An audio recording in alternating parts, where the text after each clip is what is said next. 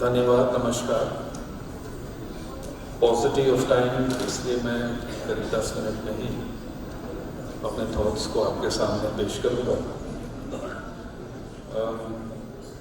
We are living in both interesting time as well as difficult times. Interesting because the world is shrinking, not physically, but I think it's shrinking because we are becoming increasingly interdependent and interlocked. So the distances today, as we see, has actually shrunk, which means that as global citizens, we are far more aware of what is happening around the world. We know exactly what is happening in the Arctic with the ice melt. We know equally what is happening with the Himalayas because of the glacial melt. We know things at remote places that are impacting our own surroundings. So, the first point I want to make when we understand climate change or climate crisis is that we are living in a very interdependent and interconnected world, right? So the distances are no longer there. The distances are shrunk. Second point on the climate change issue is that we are reimagining regions, effectively.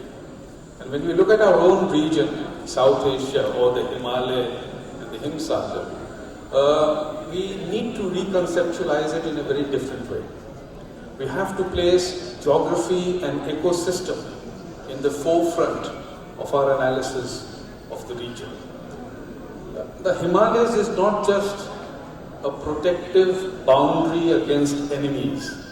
It is also a base of our ecosystem, where the monsoons develop, where the rivers emanate, where civilization has come forth.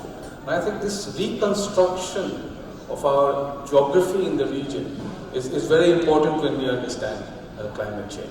For example, if you look at Asia as monsoon Asia, we understand the importance not only of science, but we also understand the importance of the atmosphere and its connection with agricultural and food production.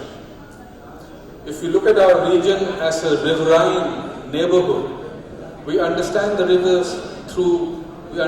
region through its rivers. India is a center, is central to all the river politics that happens in South Asia, whether it is with Pakistan, whether it is Nepal, or whether it is with Bangladesh. And also our politics with China is largely shaped by the rivers. So to construct our region as a riverine region also helps us shape some of the future policies that we need to bring in.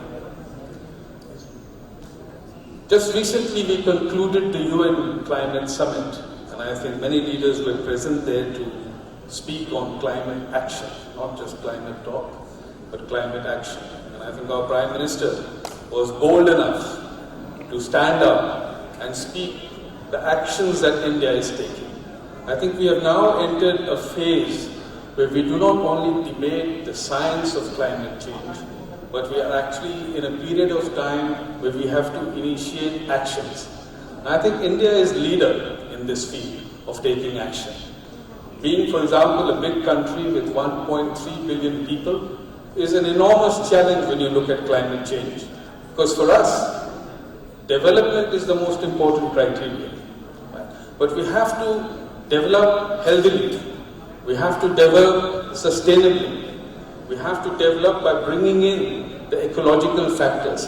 And I think this is a new phase of development. It is not just a social contract which the state has with the people, but it is also an ecological social contract, which I think the states will have to look into. And I think some of our actions are quite indeed laudable when you see the rest of the world. The Western world for successive decades have polluted the atmosphere, have captured the carbon space. And I think we, as we develop, need to have a little bit of that atmosphere space to develop. But we will not do what the Western world did. We will follow a certain ecological social contract path. path that is built on a degree of clean energy, path that is built on renewables, path that is built on bringing in more consultation and coordination with the center and the state, a path that looks at local responses, a path that looks at traditional knowledge. And I think this expanse of ideas that we are bringing in to our action plan on climate change is something that needs to be appreciated by the world. And I think, therefore, the Prime Minister's speech, it was a short one on Climate Summit in New York, but I think it was a very effective one. For two things. One, he highlighted India's role and India's leadership in shaping a new narrative on climate change in the future. Second, the action plans internally and domestically reflect that India has the wherewithal, India has the wisdom to carry forward certain laudable climate action plans. And the third element is that as we move forward in our trajectory towards growth, it is but obvious that we require cooperation from the Western world, both in terms of technology and also in terms of finance and financial assistance. And actually, this is the space where India will need to project itself quite effectively in the decades to come. One of the things that we forget about India is that it shares water with its neighboring country. And often I have been asked in international forum that is India a water hegemon?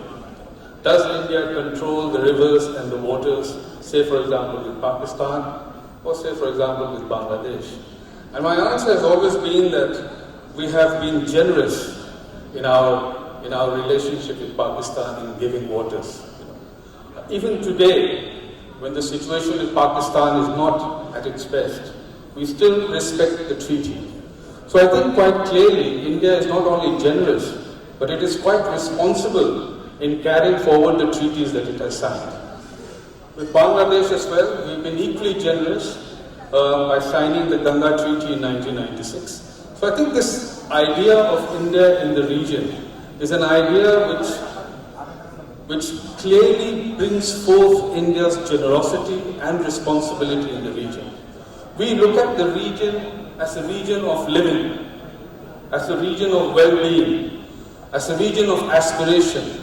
And I think India is quite central in bringing this new regionalism into the space of neighborhood and the regional politics. And here again, I think India is quite unique because there's no other country in the world, including China, which builds its regional attention and regional harmony based on cooperation on the rivers. And it's something that we need to understand and respect as India moves forward. We use about 10 billion annually in terms of the disasters that they cause on the infrastructure. So while we think about development, while we think about growth, we cannot forget the challenges that climate change will pose to us. And therefore we need a very holistic, comprehensive, larger stakeholder participation when we talk about meeting the challenges of climate.